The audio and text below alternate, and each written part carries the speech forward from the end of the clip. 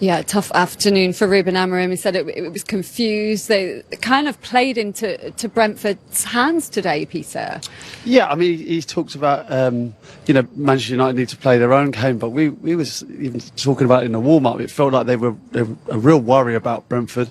They were concentrating on set pieces in the warm-up. I don't think they handled them well. They certainly didn't handle the long balls well.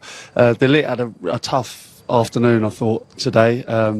I think he was bullied at times by Thiago. He found it really difficult against him. There were long balls. He was losing headers. He was out of position at times. And, if you consistently make errors like that, you're going to get punished. It doesn't matter where you are. Brentford have got players that can punish you, and they did just that today. We're not seeing that improvement, are we, from last season that the fans were hoping for? Are we going to see that improvement in this system with these players?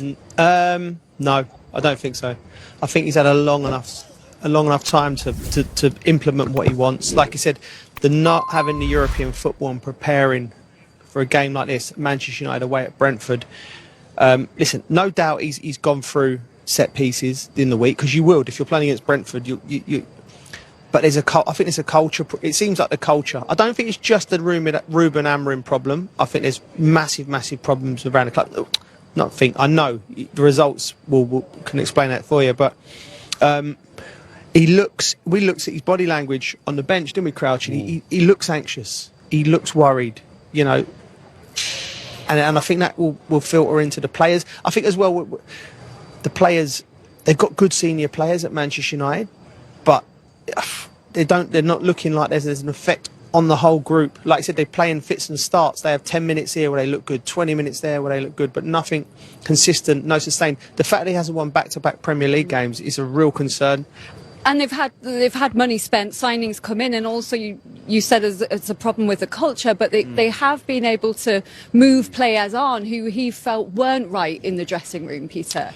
Yeah, I think there was definitely an attitude issue, with some of the players. I think at Manchester United, I think they've moved on some of those problems, but I don't think it's proved again today. There's still a long way to go. I think they've signed good players. How much time do you give the manager? I think since he's come in, he's had a really tough time. He's got what you'd consider certainly his own front three, and things aren't clicking again. I mean, the Grimsby game was not of a Manchester United standard. Burnley, they were lucky. Chelsea, we had a man sent off. There have been good moments for United this season, but again, a really disappointing one again. And I think if things don't change, as quickly as after this game, then the Sunderland game for him is absolutely massive. A promoted side going to Sunderland, you have to get a result, otherwise they have to look at things. They haven't won a Premier League game, Joe, since March without scoring a penalty or the opposition having a player sent off, which is just a remarkable stat. Yeah, it's remarkable. Like I said, I think it's culture. What don't help is every player that leaves Man United going and hits the ground running wherever they go. So that tells me there's something in the harmony of the whole club, the group. Listen, to pull a Manchester United shirt on now, it must be it's the heaviest shirt in world football. Because of how poor it's been, and because of the history of the club, the expectations of the club. So that the manager's job, first and foremost, is to bring harmony and rejuvenate the culture, not to try and make it what it was. You're a million miles away from that. Forget about that. That needs to be put in a box, tucked away. Respect the past, because it is a beautiful past, a great part for the club. But whoever comes in has to find a way to galvanise, first of all, the players, because we know there's some good players here. The club, the board, the owner, the fans. The fans need to lower their expectations. They need a different direction, in my opinion. In terms of the manager? In terms, yeah, it is. And I Lindsay, I don't like saying that because, but I think for him as well, he was the bright young spark. People were talking about him like he was the Messiah coming into Manchester United and was going to sort everything out. And that's how high he was. His stock was when he left Lisbon. So he's clearly a good manager as well. But there's the mix and the blend of the whole situation. I think it needs a culture change. And I think I thought Gareth Southgate was the perfect man for the job at the state it was in terms of building culture, understanding the club, understanding the league, understanding the players, working with Jim Ratcliffe, people like that. And they went with this fellow, and it doesn't look like it's working. I think the issue is that, being able to adapt. I think he's come in with a system, and that's all great if things work straight away. But the best managers, you work with Jose Mourinho, right? Within half an hour, if something's not working, 3 subs are coming on. You're changing the system. And how do you get consistency if other teams can work out how to play against that, knowing that you never change? That's what I'm saying. Like Alex Ferguson, the greatest manager Manchester United have ever had, consistently changed things up, and different personnel and coming in with a system is all well and good, but with your beliefs and but when it's not working, I do think you have to be adaptable. You have to have a game, a plan B, and it just doesn't seem to have that. And it must be so frustrating for the fans to sit there and watch it every week. Yeah, I am enjoying it. I'm really, just grateful, and I'm excited by the opportunity to come back and play in the Premier League. That really got us going, and the reason why I wanted to come here, and just a really good feeling to be back playing at the highest level, week in, week out, with the atmospheres and the players, the best players in the world. So I'm just trying to enjoy it as much as possible, and today was a great day for us. And having dropped so many points this season from winning positions, just how did that feel to get that one over the line, having got off to such a brilliant start again? Yeah, it was important, I think, especially when you concede the penalty and things like that. But Quigg made it a fantastic save, and then to finally get the 3rd goal to finish it off was really nice. So it's a big 3 points for us, and to be honest, I thought we deserved it throughout the game for large parts. I thought we played well. And talk to us a bit more about your role as a leader in the dressing room since you've come in, especially working with an inexperienced coach. Yeah, again, I just try to be myself. I mean, loads of people, when you get older and more experienced, people want to talk about leadership all the time, but you just be yourself, and that's all I've ever tried to be. I'll be myself around the training ground, try to train as well as I can, and first and foremost I need to do my job on the pitch, really, and that's what I try to do, and everything else is just normal, and just to try to help the younger ones, because you're right, it is a young team. And do you feel extra motivated in a World Cup year? Is that in your head? I think it's always in the back of your mind when you're sort of making decisions in the summer, like when I was coming here and things like that. But ultimately, I wanted to come back to play in the Premier League and to get that buzz back, really, of enjoying my football and having that opportunity. But of course, I know that if I'm playing well and you're playing at the highest level in the Premier League, then I want to obviously be in that England squad, ready to go and try and win a World Cup. Yeah. How was the experience, Jordan, being away from the Premier League and trying different leagues? And are you pleased to be back? I am pleased to be back, but at the same time, I really feel as though I learnt a lot in them couple of years of being away. It wasn't easy at times, I'll admit that, but there's things that I did enjoy and I did learn, and I'm really grateful and thankful for that period that I had away.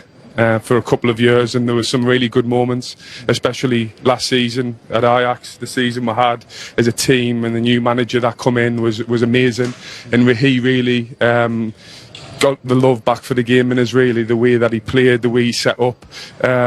And yeah, I'm very thankful to him to get us back to loving playing football again, really. And working now with Keith Andrews, he was talking to Shay Given before the game and saying that he likes his players to have a voice, to have an input in the game plan, to be very much a collective. How are you finding working under that approach? Different. I'm not used to that, really, but I can see the positives, and I can see, this football club has done amazing things over the last few years, and they've sold players and they've brought new players in, and this summer there has been a lot of change, players, staff, but they're not stupid people. They know what they're doing. Genuinely good people, and when I met them, the manager, the directors of the club, I did feel like they genuinely cared about the team, the club, and the players, and that's one of the biggest reasons why I came. Has your throw got better since you got here? Sorry? Your throw, has it got better since My you've throw, been? I haven't done any yet. I'll stay away from that. I'll let Michael do that.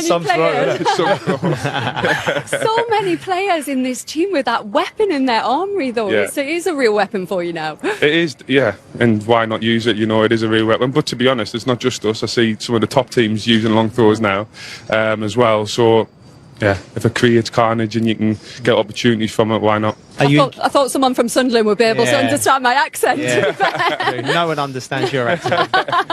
Are you enjoying living in London as well? How's that been for the family? Family, not. I'm sort of back and forwards at the minute. I'm in London, but outside of London, it's a bit too busy for me in central London. So I'm on the outskirts, a bit more on the countryside. I like just calm and peaceful. But that's been nice. Same as Crouchy when he played. But it's been nice. It's nice, definitely. Yeah. Good. Jordan, well done today. Yeah, thanks very much for much. coming out to join us. Thank you. Mate, well done. Cheers. Thanks a lot. Thanks. Ruben, you've talked about needing to build momentum after last weekend's win. Does that make today's result even more deflating? Yeah, it's the feeling is always the same. Of course, we want to win. I think we didn't control the game. We played the game of Brentford.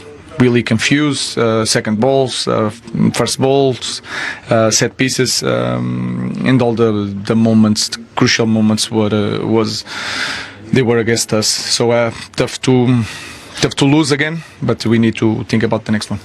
We saw real fight from your United side against Chelsea last week. Did you see that today? Yeah, in some moments, but we can do better. That is the main point. You've conceded in every game so far in the league this season. How worrying is it for you as the manager when it seems to feel like it's a lot of the similar issues happening every week? Yeah, the first ball was a long ball after a recovery. We work on that during the week. Set pieces work on that also. So we knew that the long balls and then one first touch, and they had the opportunity, and the goals were like that. But we worked during the week. We need to do better. When you have had the whole week with no midweek football to contend with this season, and you've had all of that time on the training ground, why don't you think the players were able to put that into practice on the pitch today? Well, today was we didn't play our game for just was some moments we had the control of the game. We pushed the opponent to the back, but the game was more or less always the same. Really, second balls, one ball, and then we need to play our game, not the opponent game, and they were stronger on that. The results have been inconsistent so far this season, and you know well by now that every defeat that comes as Manchester United manager, you're only one step away from another crisis. How are you managing that? It's always the same. To lose in this kind of club, we need to. It hurts a lot. We need to think about the next one. The next one is Sunderland. So how important is it that you get a result in that game to go into the international break with a bit of positivity? Everything is important in this club. So it's not just the games at home or whatever. We need to win every game, and we are not doing that. We appreciate your time. Thank you. Thank you very much. Quite simple. Your best win as manager here so far? Yeah, it was a special afternoon. I think it was a result that we deserved. I was really proud of the performance. Had to show different ways of playing. We approached the first half with real bravery, courage on the ball, caused them a lot of problems, whether it was playing short to entice them in and then play long and penetrate them with real quality. And then naturally the game swings in different ways, and you have to react to that. And whether it was subs coming on and how they reacted and how they refreshed the energy and the spirit within the team, but you could see right till the end when we got the third goal, it's very much a team effort that I'm very proud of. It was a brilliant start as well. 2-0 up after 20 minutes, but then after that, not short of drama. How were you feeling when you conceded that penalty? Could have had Nathan Collins sent off. What were you thinking? I think that's football, isn't it? I think you need to try and remain calm. All I was thinking during that scenario was you can't do anything about the actual incident. I had plan A and plan B up my sleeve. If he potentially got sent off, what that looked like, what that substitution looked like, what we would go to. Thankfully he didn't. Queven produced an amazing save, which I know he's very, very capable of. And from that I felt like we settled down, made a couple more subs, and it gave us a little bit more energy within the game. But I suppose that what you've seen today was football. It swings in so many different ways during a game. There's always games within the game. Only Erling Haaland has got more league goals this season than Igor Thiago. How pleased are you for him personally, particularly after how difficult it was for him last year, being out injured for so long, to see the start he's had? Yeah, I watched Igor at close quarters last year, the struggles he had, and it's the worst part of being a professional footballer, being injured and not being able to do what you love doing. So I really felt for him. I built up a good relationship with Igor behind the scenes because of the nature of that.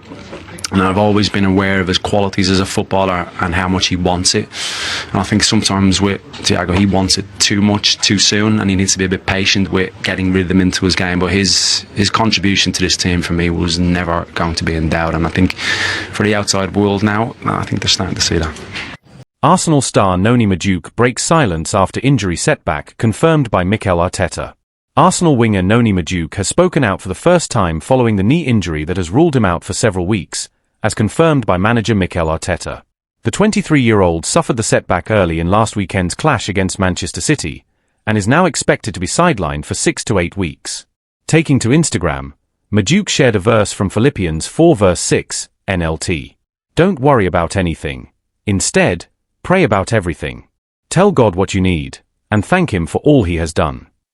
The post offers a glimpse into the player's mindset, leaning on faith, staying grounded, and remaining positive in the face of adversity. Since his high-profile and somewhat surprising £48.5 million move from Chelsea, Madueke has quickly won over Arsenal fans with his energy, flair, and attacking presence. While eyebrows were initially raised at the transfer fee, few now question his impact, both for Arsenal and the England national team, where he recently netted his first goal in a 5-0 win over Serbia in Belgrade. Speaking ahead of Arsenal's League Cup tie against Port Vale, Arteta provided further updates on the situation. He'll be out for a few weeks. We're not entirely sure yet. We'll likely do another scan next week, Arteta said. He felt something early in the match and tried to carry on, but by half-time the pain had worsened. Thankfully, early indications suggest Madueke has avoided a serious ACL injury. When asked whether a short-term absence is more likely than a months-long layoff, Arteta added, "We hope so. As I said, we still need to assess it fully, but it doesn't seem too severe at the moment." In Madueke's absence, Arsenal still boasts solid depth in the attacking third. Youngster Max Dowman is expected to feature against Port Vale, while Gabriel Martinelli, Ethan Nwaneri, and Leandro Trossard are all in contention for minutes. The hope within the club is that Madueke will return to action by November 8 against Sunderland, just ahead of the highly anticipated North London derby versus Tottenham on November 23. However, he's almost certain to miss England's next international break, which follows crucial Arsenal fixtures against Newcastle, Olympiacos, and West Ham. With the 2026 World Cup on the horizon and a spot in Thomas Tuchel's England squad up for grabs, Madueke knows how important the months ahead are. Despite this temporary setback, the winger has shown resilience, and if his performances this season are any indication, he'll come back stronger than ever. Madueke's injury comes at a delicate time for Arsenal, who are juggling domestic competitions alongside a demanding European schedule. With squad rotation more crucial than ever, Arteta must now rely on the depth and adaptability of his attacking unit, especially as the club enters a period packed with high-stakes fixtures. Internally, the coaching staff is said to be cautiously optimistic. According to sources close to the medical team, Madueke is responding well to initial treatment, and there's no indication of long-term structural damage.